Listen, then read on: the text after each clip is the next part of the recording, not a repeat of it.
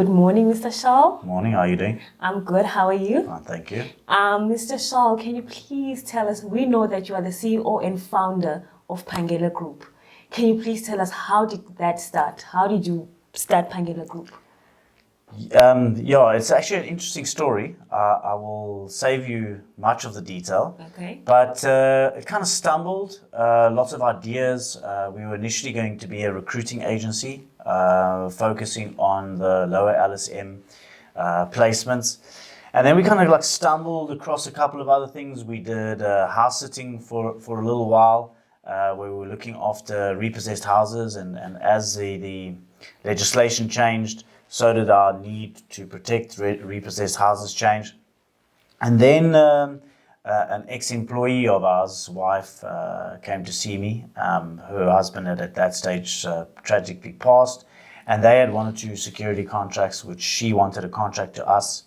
And I obliged, went to the clients, told them that we can take over the contracts, and they were just too happy for us to do so if we were going to look after Kathy, which was the wife that came to see me.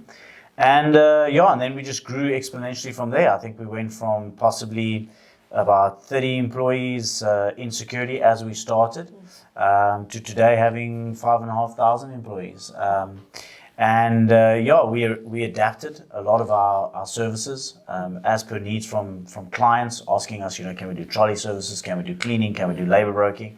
And obviously that's a great compliment to our service and our service levels that we maintained, that we really became synonymous with services, where companies would not see us as specific, this is our function.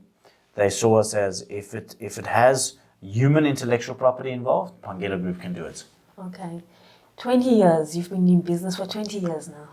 Yes. How do you feel about that? Old.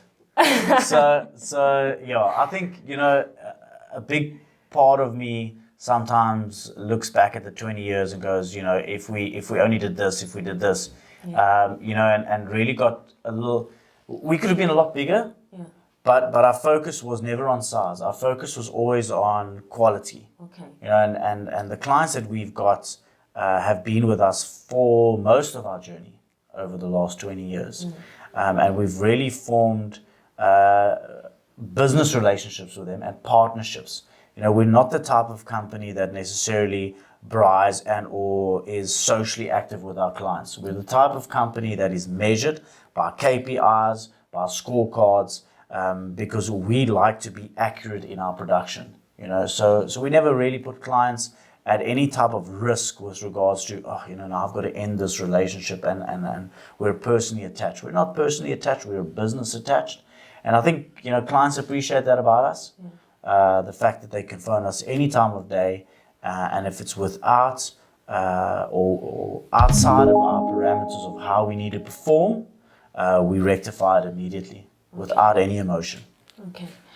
Now, Mr. Charl, we know that it's very difficult to start a business, let alone run it for 20 years. What advice would you give someone who has a very good idea and they're starting out now? Yeah, so I've had some good ideas, but again, the word entrepreneur for me is left to a very kind of unique person. I believe it's left to the Richard Bransons or the Elon Musks or the Bill Gates of the world that have changed the way we work and changed the way we do. So to ask me, kind of what good ideas do I have for someone that has come up with a good idea and wants to run with it, the only thing I can do is pass on some experience. Okay. And the experience would be to make sure that you know how to scale up your business. Make sure that when you can scale it up, that you put trustworthy people in place. And trustworthy, not necessarily always referring to people not defrauding your company with money, but people defrauding your company with time. People defrauding your company by watering down your ideas that you've got. Because those things are evenly important. Reputation is of cardinal importance within a business. So you need to look after that and to find trustworthy people that are actually going to take your brand and continue with the intent that you had with it is very important. You know, people always think that you refer to trustworthy people as people that aren't going to steal money from you. It's not in fact the case. It's people that aren't going to steal your time, people that aren't going to steal your brand, people that aren't going to steal your ideas and make them into watered down ideas. That's where the trust comes into. Okay, now going back to Phangela, there are many security companies in South Africa. What makes Phangela stand out? Well, I think two massive things. The one thing that makes us stand out is the fact that we don't come from past relationships. You know, our competitors in the market, and again, maybe I should use the word competitor lightly because I've got a philosophy on that. And the philosophy on competitors is that I don't believe people that do what we do are a competition. I believe that clients are our competition. I believe that crime's our competition. You know, we've got to make sure there's no crime. And our competition is to keep our clients happy. If we can keep our clients happy and keep crime away, you know, that's our competition, and then we've won. But I think what our big differentiator is that we don't come from an inherent past in security. You know, so when security really became on the forefront of South African minds was in the early 2000s. And a lot of security companies that came to fruition then came from past relationships with big security companies that they used to work for. We did it, you know. So we are a company that is measured, calculated. We've got massive intent with regards to mitigating people's risk, and that's a massive differentiator for us. You know, is the fact that we're businessmen who's serious about security. We had other options, you know, but we chose this. Yeah. And then the other big differentiator for me is that we are quite a sexy brand. Okay. You know, we don't fit the usual mold. We always try and question the status quo with regards to how things are done. We always try and do things differently.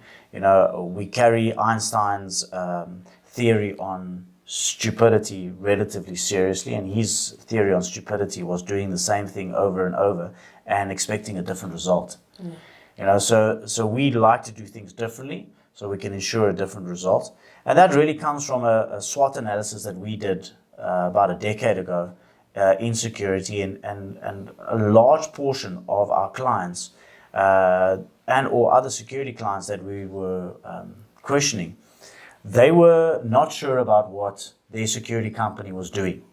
So we've created platforms where our clients are informed about our production levels, our accuracy levels. So there's no more opinion involved about what we do. There's measurables involved in what we do. And a lot of other security companies shy away from the fact that they don't want to be measured. Okay.